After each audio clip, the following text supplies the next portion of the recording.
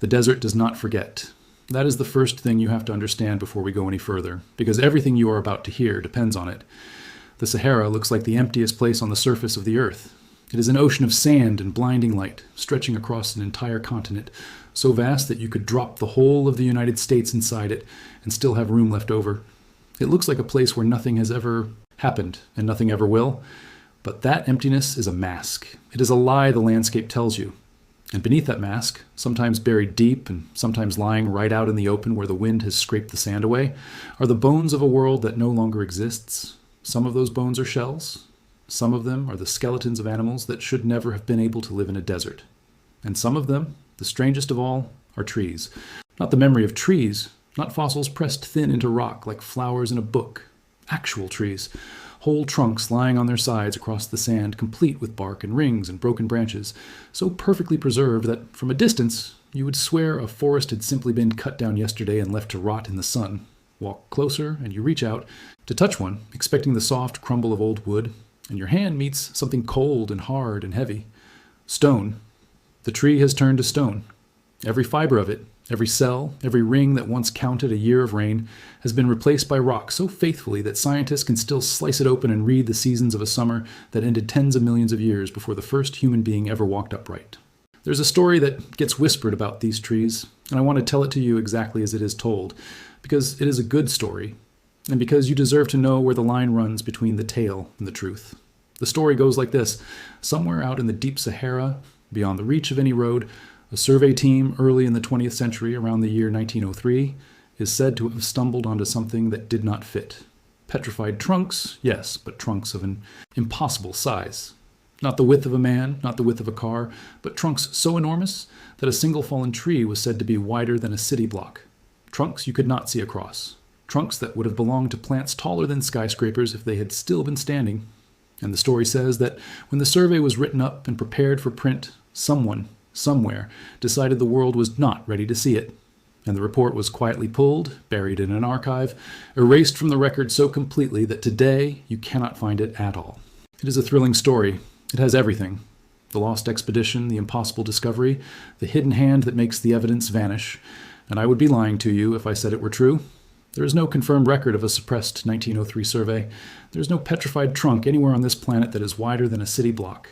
Because no tree that has ever lived has been that wide, and if one had, it would not be a secret, it would be the most famous object on Earth.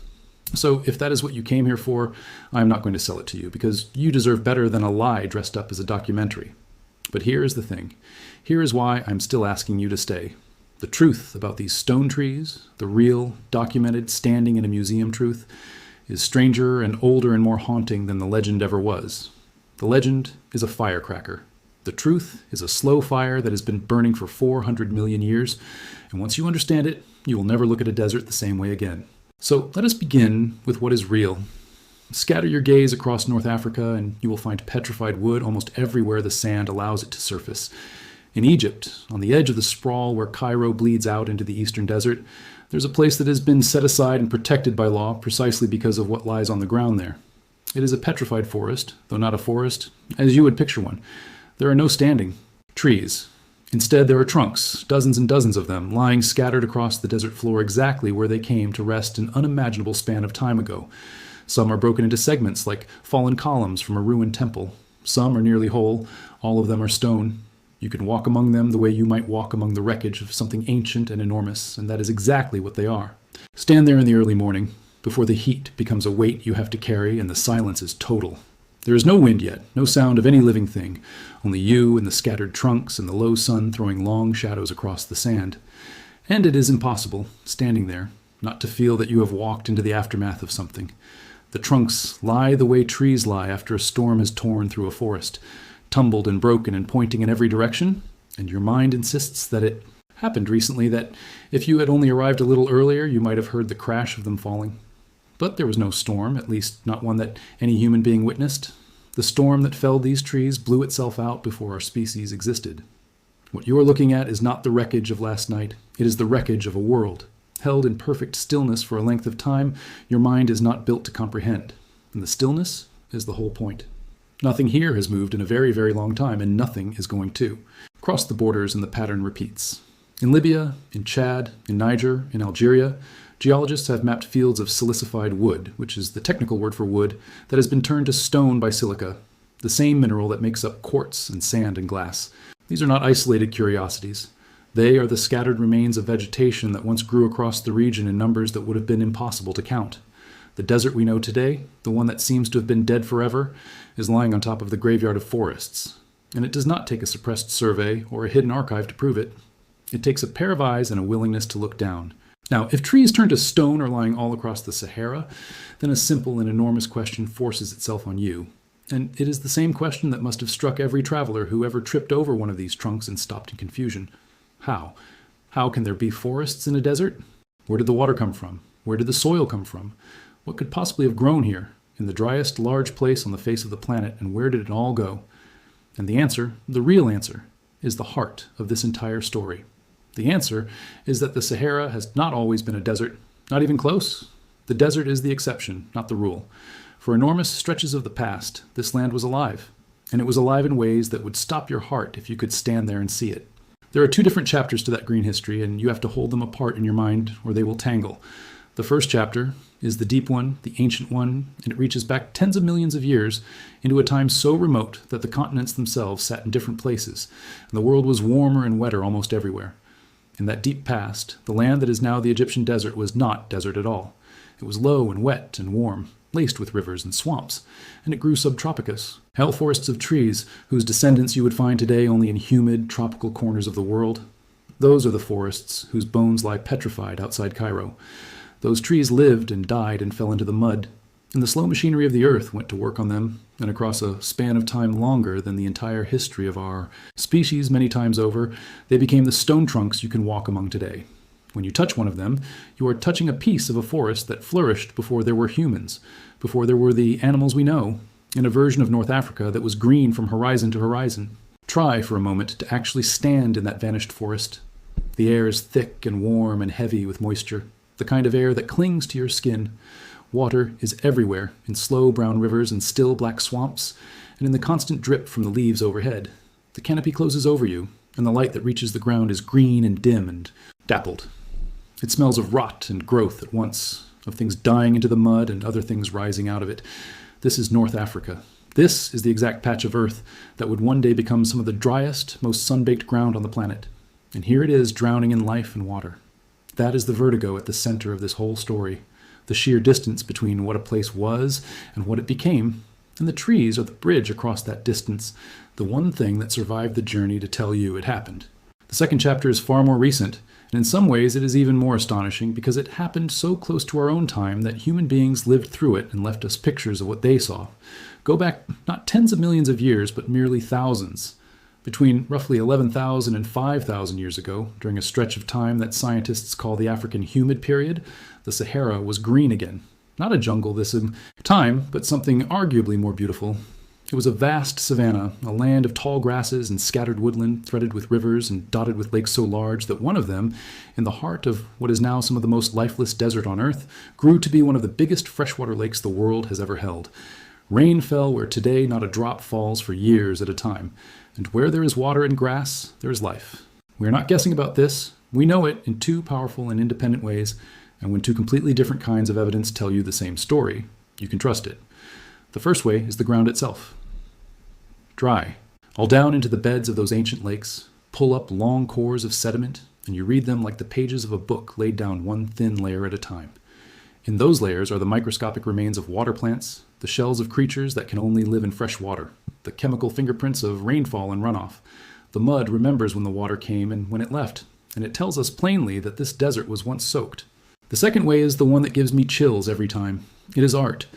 Scattered across the Sahara, painted and carved onto rock walls and caves and shelters and cliff faces, are thousands upon thousands of images made by the people who lived here when it was green.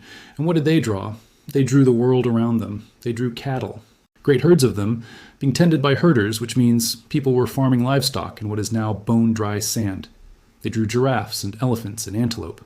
And one of the most haunting details in all of prehistory, they drew hippopotamuses, and even people swimming in the middle of the Sahara. You cannot have hippos without deep, standing, permanent water. You could not have swimmers without something to swim in.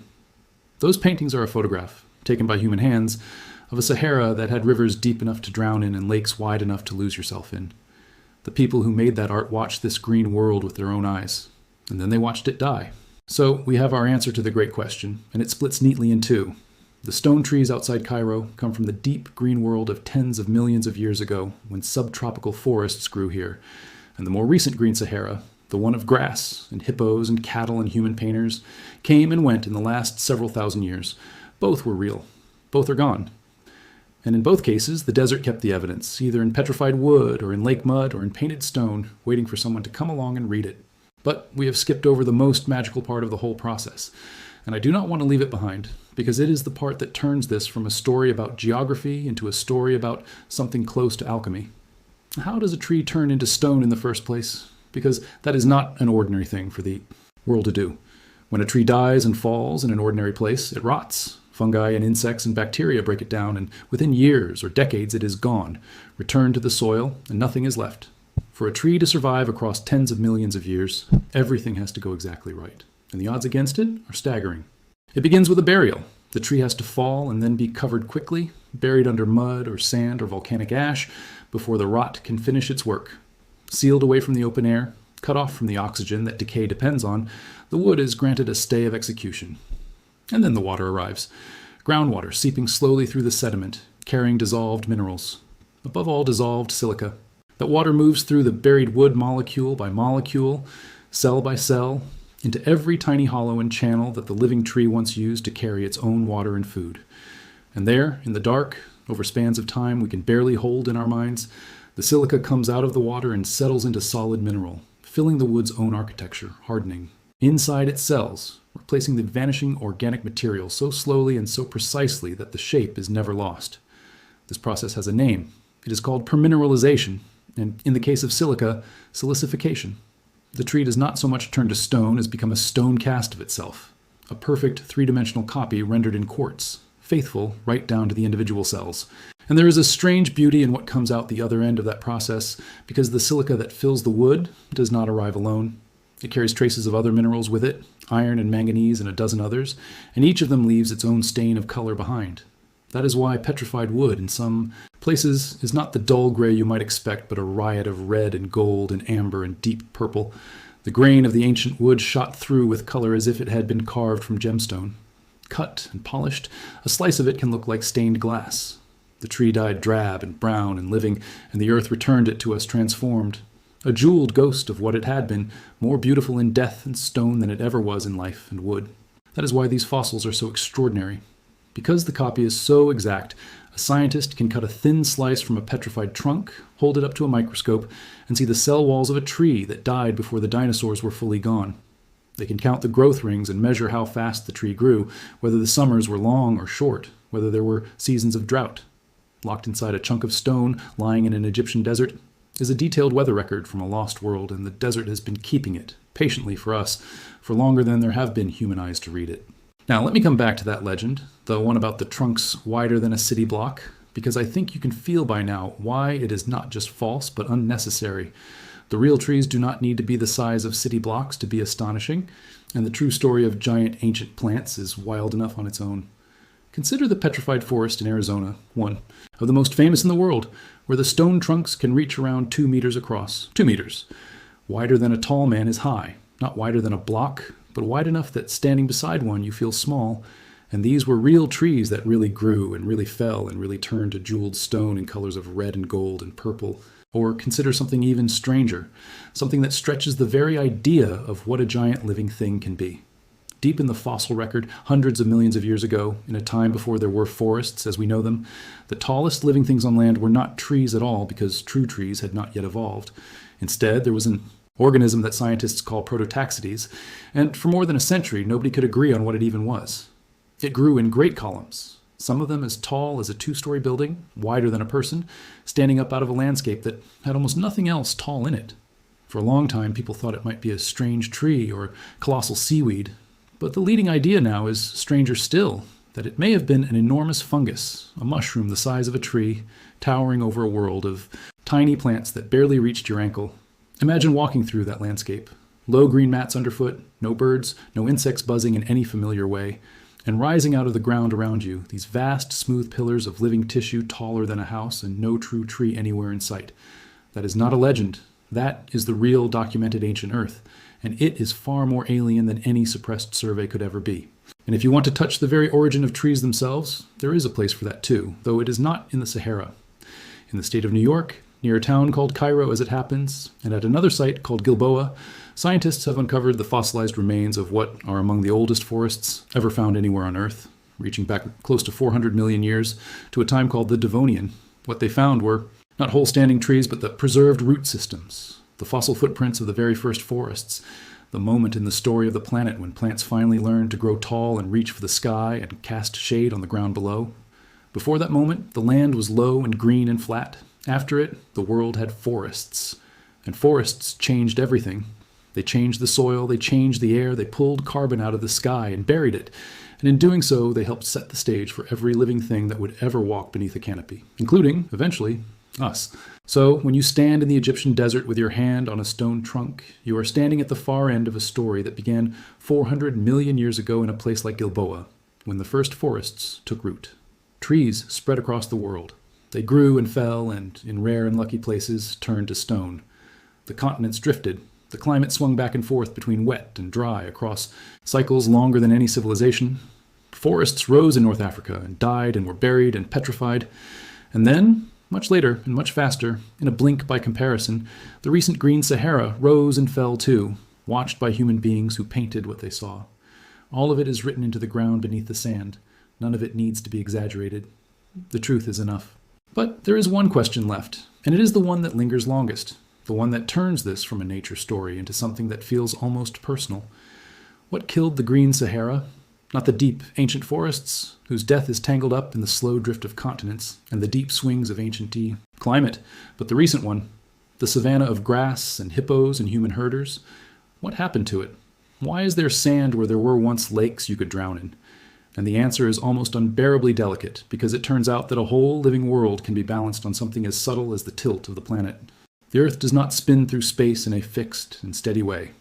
Over cycles that last thousands of years, the tilt of its axis shifts, the shape of its orbit stretches and relaxes, and the exact way it wobbles as it turns changes little by little. These are slow, gentle changes, far too slow for any single human life to notice, but they alter how much sunlight falls on different parts of the world at different times of year, and that, in turn, moves the great weather systems of the planet. During the Green Sahara, this celestial arithmetic worked in Africa's favor. The tilt of the world drew the summer rains, the monsoon far north into the Sahara, and the rain came and the land bloomed. But the same slow cycle that brought the rain in eventually carried it back out. Over centuries, the monsoon retreated south. The rains that had fed the lakes and the grass grew weaker and rarer and finally failed. And once the drying began, it fed on itself. Less vegetation meant less moisture returned to the air, which meant even less rain, which killed even more vegetation, a spiral tightening year by year. The lakes shrank, the rivers stopped, the grass browned and blew away. The herders drove their cattle south and east in search of water that was retreating faster than they could follow, and behind them, the sand came in and took everything. The green world did not die in a day. It died over generations, and the people who lived through its dying watched a paradise slowly become the emptiest place on earth, and left us their paintings of what had been lost. Think about what that must have been like, not as a line on a climate chart, but as a thing that happened to real people, family after family, generation after generation.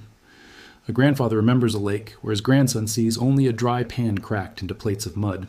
A river that once ran year-round shrinks to a trickle, then to a chain of stagnant pools, then to nothing but a memory in the shape of a valley with no water in it. The cattle grow thin. The good grazing moves always a little further away, always toward the horizon, always just out of reach. And slowly, without anyone deciding it in a single moment, the people have to leave because you cannot stay in a place that will no longer feed you. Many of them, we think, drifted toward the one place in the region where water still ran reliably no matter what the sky did, the Great Valley of the Nile. And it is not a wild leap to wonder whether the drying of the Sahara, by driving people together along that thin green ribbon of river, helped set the stage for one of the first great civilizations the world ever produced. The desert that swallowed one world may have helped give birth to another. That is how tightly. Everything here is connected. The tilt of a planet moves the rain moves the grass moves the herds move the people, and the people, cornered by a dying land, build something that lasts 5,000 years. All of it flows from the same slow machinery, and all of it is still legible in the ground if you know how to look. And that is where we come back to the beginning, to the thing I asked you to understand before anything else. The desert does not forget. Everything I have told you, the stone forests outside Cairo, the deep subtropical world of tens of millions of years ago, the recent green savanna with its hippos and its herders, the tilt of the planet that gave and then took away, all of it is still there, written into the ground for anyone patient enough to read it. The petrified trunks are real, and you can walk among them. The green Sahara is real, and its lake beds and its rock paintings prove it. The alchemy that turned wood to stone is real, and you can see the cells of a lost forest under a microscope. None of it is hidden in a vanished 1903 report. None of it needed to be suppressed, because the truth was never a secret. It was only waiting out there in the silence and the light, under the mask of the emptiest place on earth, for someone to look down at the stone beneath their feet and finally understand that it was once alive. The Sahara is not a wasteland, it is a monument. And the trees of stone are its quiet, patient witnesses, still standing guard over the memory of a world that was green.